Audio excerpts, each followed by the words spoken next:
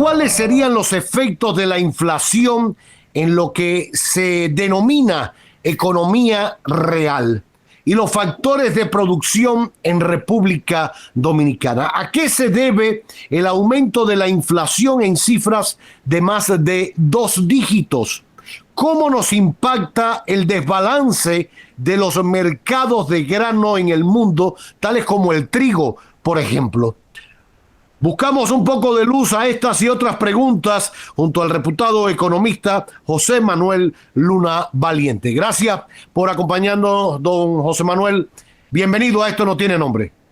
Gracias, Roberto. Buenas tardes. Es un placer compartir contigo y todos tus amigos a través de todos los medios y las redes que estamos en este momento en vivo. Esa parece una pregunta de un examen de microeconomía. Bueno, más o menos, pero usted pasa eso con creces. Pero cuénteme un poquito cómo va la economía. Hablemos un poquito de la inflación. Por un lado, sí, seguimos viendo titulares de que todo marcha bien. Ahora Estados Unidos creo que aumentó también la tasa. ¿Eso cómo puede repercutir en nosotros?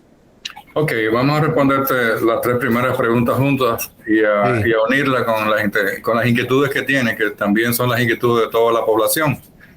Evidentemente que lo que ha estado pasando con la inflación a nivel mundial y el reflejo en la República Dominicana, que nos acercamos a 2 dígitos, como tú decías, que es tu tercera pregunta inicial, está básicamente preocupando mucho a los sectores productivos, uniéndola con la primera pregunta y específicamente lo que podría significar el impacto de la inflación en el producto real. Cuando tenemos un proceso como el que hemos tenido a nivel mundial que afecta directamente a la República Dominicana, 2 años de COVID, 1 año de recuperación, 1 año de vuelta hacia atrás por el impacto de la guerra Rusia y Ucrania, el incremento de los commodities básicos para la República Dominicana, petróleo y el área de los granos, específicamente soya, maíz y trigo, que son las materias primas principales para la producción de los alimentos del sector pecuario, cerdos y pollos y reses en la República Dominicana.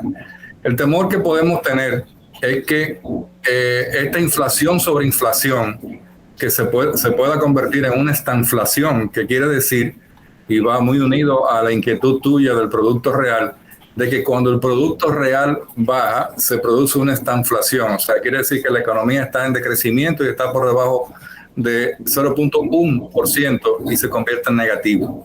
Ahí evidentemente entramos en una recesión económica, pero estamos luchando contra ese fantasma de la inflación y contra ese fantasma de la inflación que se convierte en un impuesto directo a los más vulnerables y a los más pobres.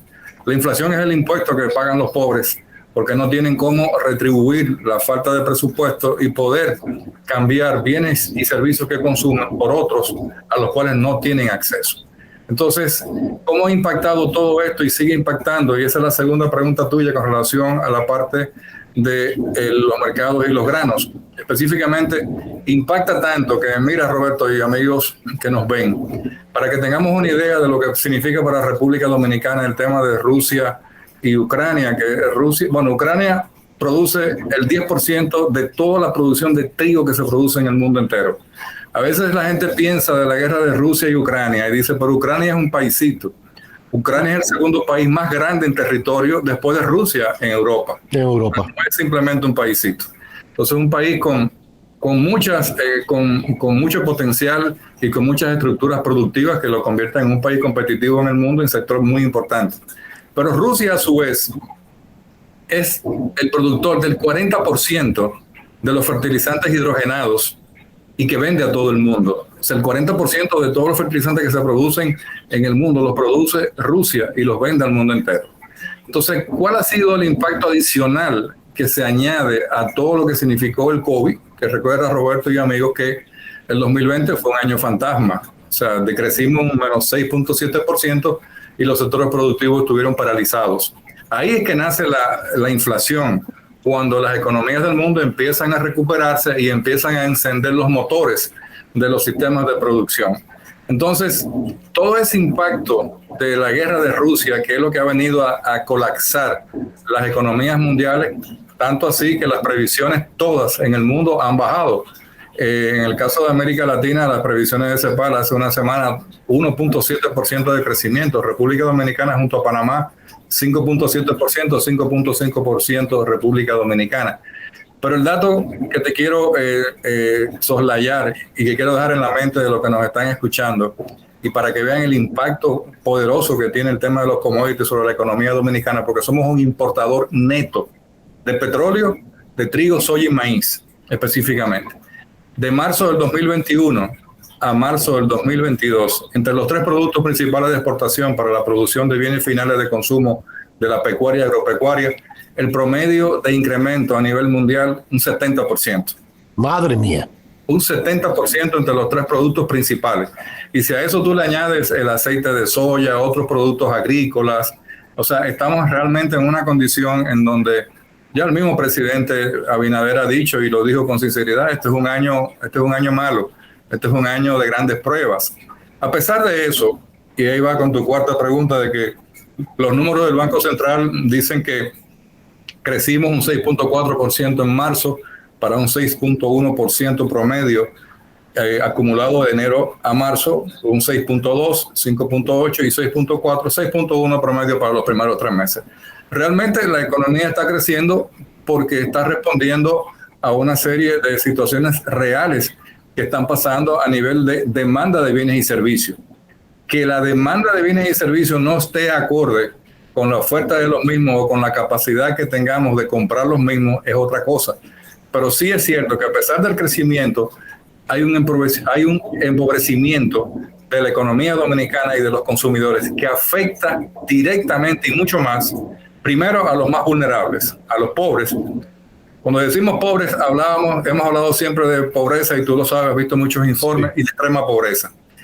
Todo lo que recuperamos en los gobiernos pasados a nivel de indicadores importantes, macrosociales, como salir de la extrema pobreza y salir de la pobreza e ir hacia la clase media, todo eso recuperado se devolvió, Roberto, se devolvió hacia atrás. Y si le tomas en cuenta ahora que también la clase media también se está devolviendo hacia atrás, entonces tenemos un impacto mucho mayor en la capacidad de producción de riqueza de un país. Y se ve, no hemos recuperado la totalidad de los empleos que perdimos a través del COVID. El sector turístico no se ha recuperado en su totalidad. Todavía hay hoteles cerrados, hay hoteles que cuando ven que las tasas de ocupación están por debajo del punto de equilibrio, sencillamente cierran y mandan a sus empleados para la casa, porque un hotel no se puede mantener abierto con un 15 y un 20% de ocupación. Eso es pérdida real y nadie se arriesga a eso en un mercado sumamente competitivo.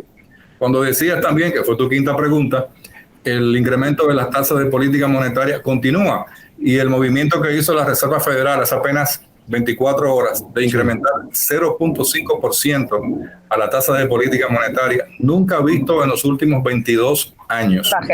Estamos hablando de que la Reserva Federal le tomó el pulso a la economía, y que se la toma así como se la toma el Banco Central diariamente, y cuando vio que su tasa de inflación se colocó en un 8.5% en el mes de marzo, específicamente lo que dijo, bueno, aquí hay que meter un freno grande.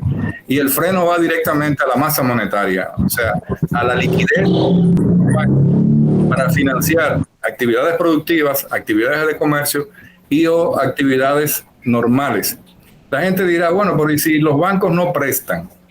O los bancos no tienen dinero para prestar, o las tasas de interés suben, ¿qué va a pasar con las economías? ¿Se van a seguir desarrollando? ¿Qué van a hacer los empresarios con sus proyectos? ¿Van a seguir invirtiendo?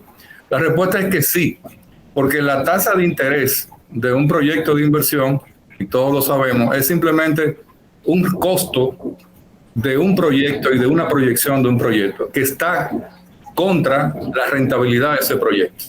Entonces, cuando un proyecto tiene una rentabilidad por encima, bueno, los libros dicen que un proyecto es factible si tiene un 1% por encima del costo del capital, pero evidentemente nadie va a trabajar para un 1% por encima del costo del capital. Normalmente todo el mundo habla y todas las empresas hablan que su punto de equilibrio siempre es un 30% de ganancia.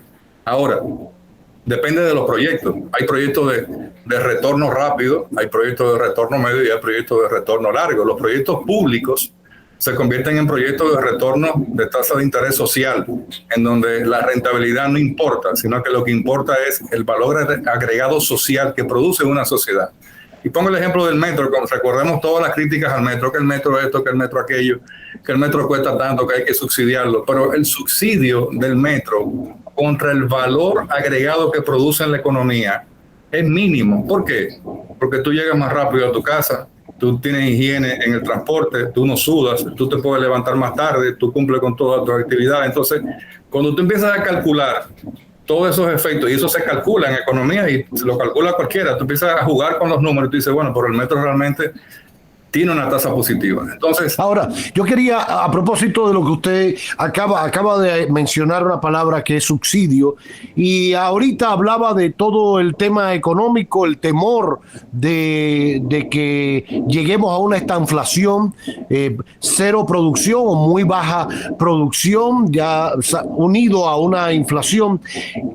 ¿Hasta dónde puede el gobierno mantener los subsidios, sobre todo a las clases más necesitadas, a los más pobres, porque no los puede dejar morir de hambre, o porque no tengan acceso a la salud, o porque no tengan acceso a cómo cocinar los pocos alimentos para evitar que haya tala de árboles, etcétera?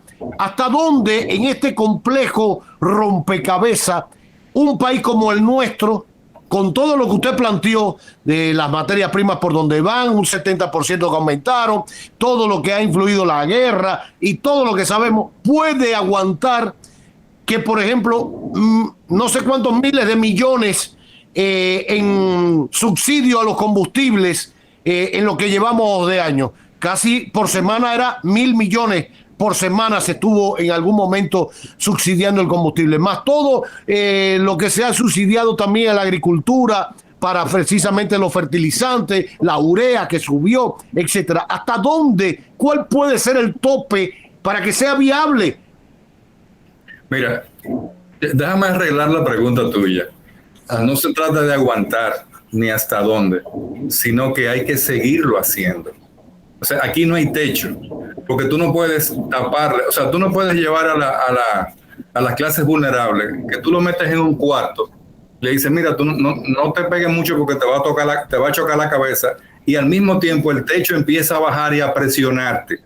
Claro. O sea, eso es lo que sienten las clases vulnerables, dicen, pero ¿hasta dónde voy a aguantar? Entonces, el gobierno, ¿qué es lo que tiene que hacer? Levantar el techo para propiciar más ayuda social. Y el gobierno tiene que buscar de donde sea, porque mira, Jochi Vicente, nuestro gran amigo y compañero de trabajo una vez, dijo que el gobierno había tenido un superávit de 28.000 millones en el mes pasado a través de la recaudación de impuestos. Entonces, si el gobierno está teniendo superávit, el gobierno no tiene que ahorrar. El gobierno no está para ahorrar, el gobierno está para invertir. Y si una parte... Y se tiene el dato, escúcheme, el dato de la inversión pública en lo que llevamos de este... Bueno, hasta en el mes de marzo, la inversión pública fue de unos 7.536 millones, si mal no recuerdo, viendo el informe de DIGEPRES, la Dirección de Presupuesto. Pero ese no es el ritmo natural. Que es bajo, ¿no? Es muy bajo. Nosotros apenas tenemos, a nivel de presupuesto general, no pasa de un 7 o un 8% a nivel de gasto de capital. Nosotros, no sé si lo he dicho en tu programa, pero estudios recientes de la CEPAL dicen que para que un país pueda continuar un proceso de desarrollo continuado, debería invertir mínimamente el 6.4% de su PIB en infraestructura. Estamos hablando del Estado. Puentes, carreteras, autovías, puertos, aeropuertos, todo lo que significa la base, la plataforma para el desarrollo, para que las empresas vengan a República Dominicana, para los que están aquí amplíen sus inversiones. Entonces, el gobierno no tiene techo.